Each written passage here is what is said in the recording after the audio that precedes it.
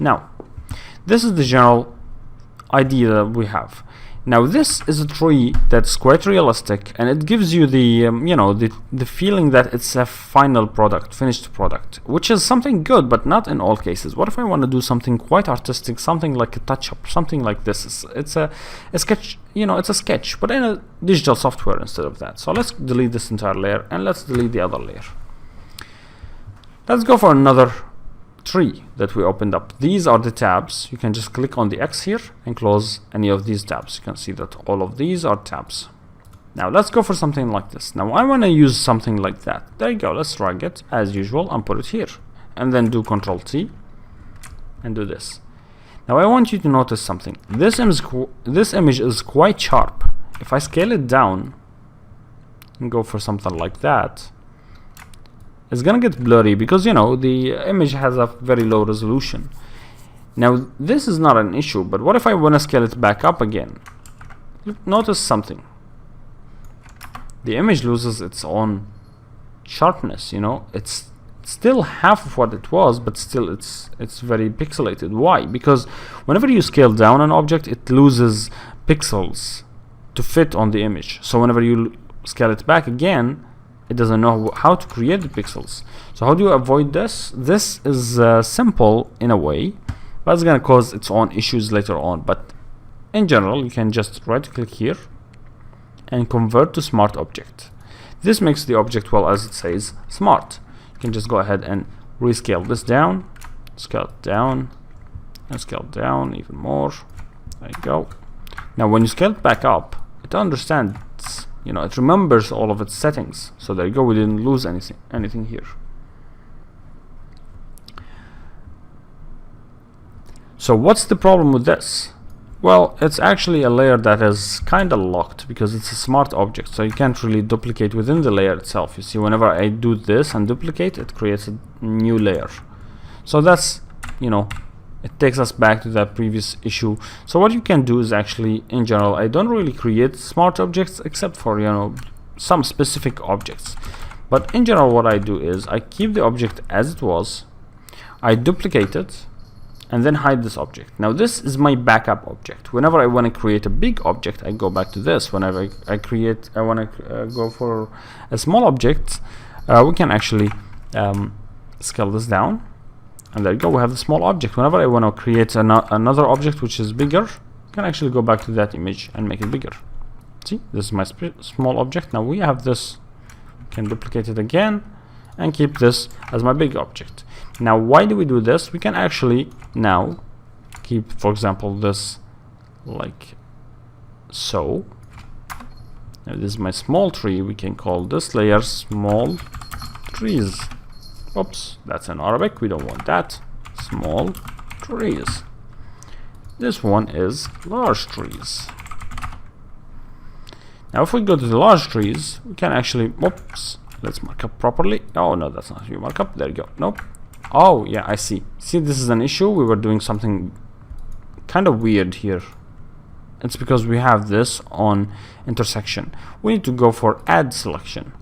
Okay, just mark up this. See, you can just mark up. If you miss it in the first time, you can just go back and do it again, and there you go, you've hit it.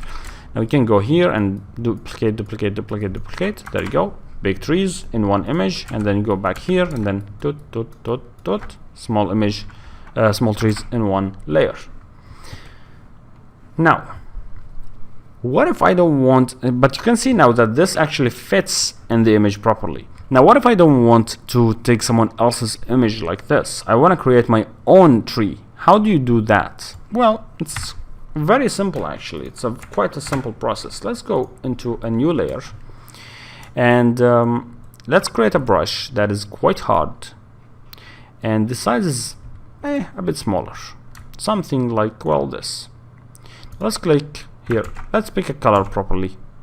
Let's go here and go for green, make it a bit of a yellowish green, a bit darker, something like that.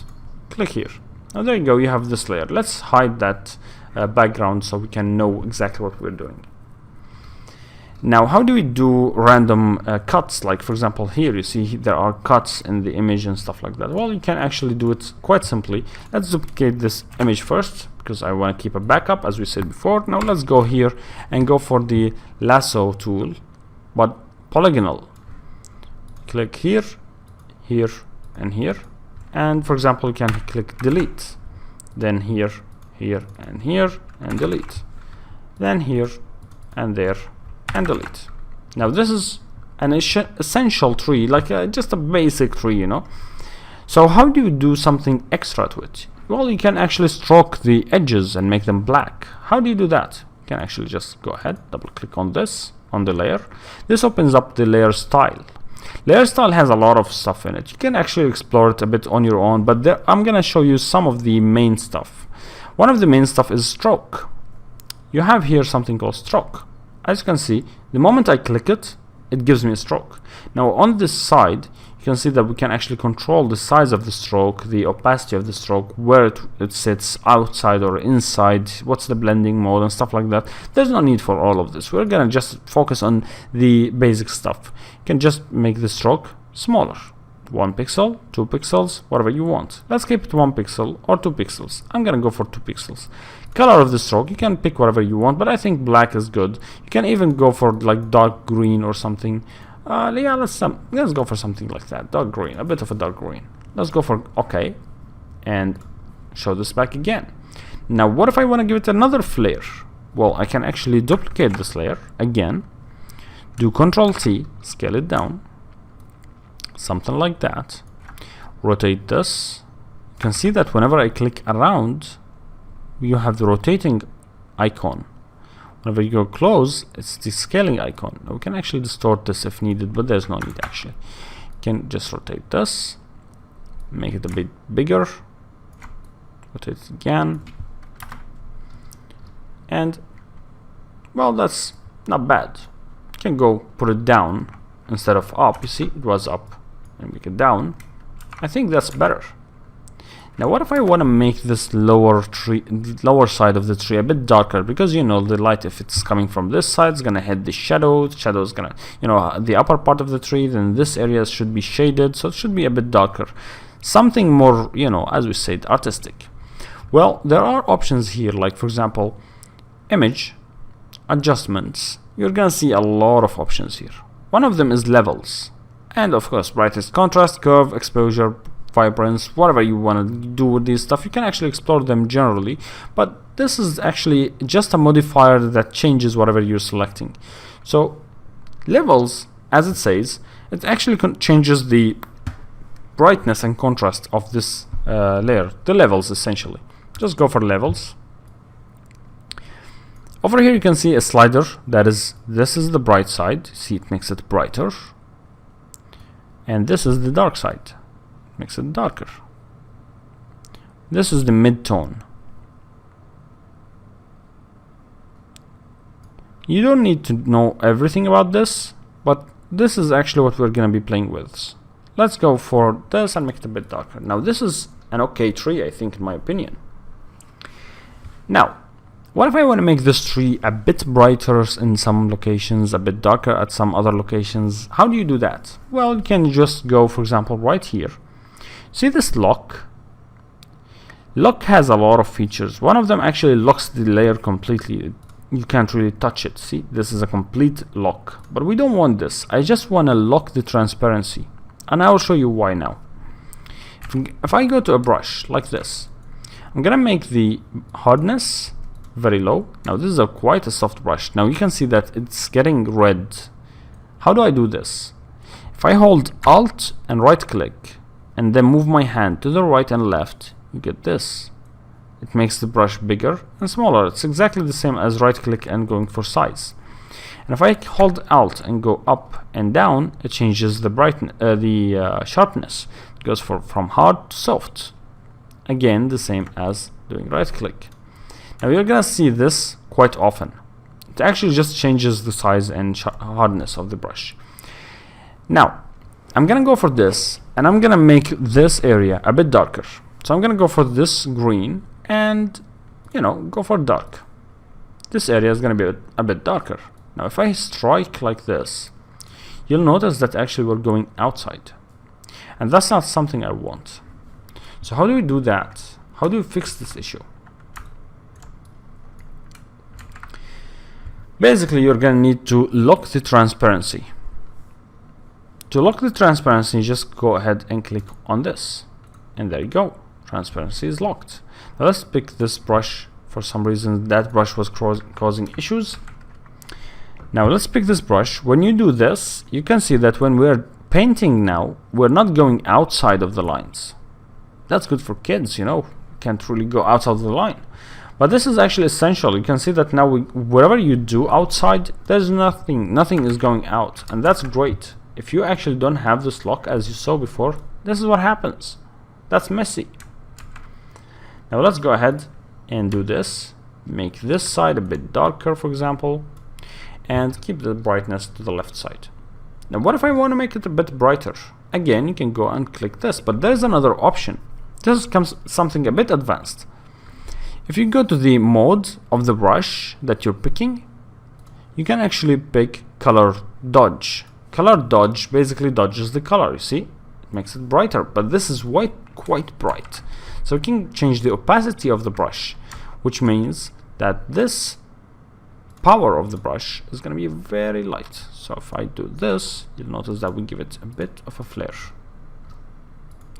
And this makes a proper tree, but a bit shiny. So let's go for levels and reduce the general brightness. Now you see what I'm affecting here is the mid-tone. What if I want to change this brightest area? Well, this is actually the key for it. This is the brightest, and this is the darkest. So you can go here and change the brightest area. And in my opinion, this is an okay touch. Now you can notice that this is now more artistic than before. Now I think that these trees, these shadows, these two layers of trees should be the same, should be together. So let's go ahead. Now I feel like this is fine. Everything I've done is good. I'm gonna go and hold shift here, right click, and merge these layers together. And there you go, we have a good tree. Now keep in mind that after you merge, you lose all of the specks. So if you go for stroke, you're gonna see that it's not here anymore. It's not struck, because when you merge, you lose all of your aspects. So if you want, you can do another stroke and make it 2 black, and there you go. You can even go back. You can see the effects here. You can even make it a bit softer, and this is your tree. You can go ahead and duplicate, duplicate, duplicate, duplicate. Now this is, as we said, multiple layers. This is something we need to keep in mind. That's not right. So we duplicate this layer once, hide it, and now within this image we're gonna do this. Now keep in mind, since now we have multiple trees in one layer and we have this effect of stroke, the stroke is actually going around them. You can see that's not continuing here. Now this is something actually I like this effect. It gives it identification, you know, it actually identifies the trees properly, and that's something I like. Now some people may not like this.